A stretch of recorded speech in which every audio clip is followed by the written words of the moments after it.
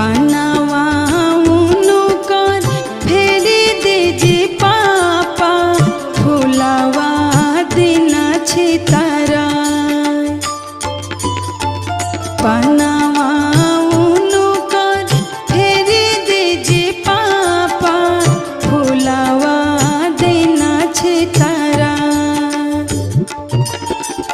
हमारा के ले पापा का से खिली जाइती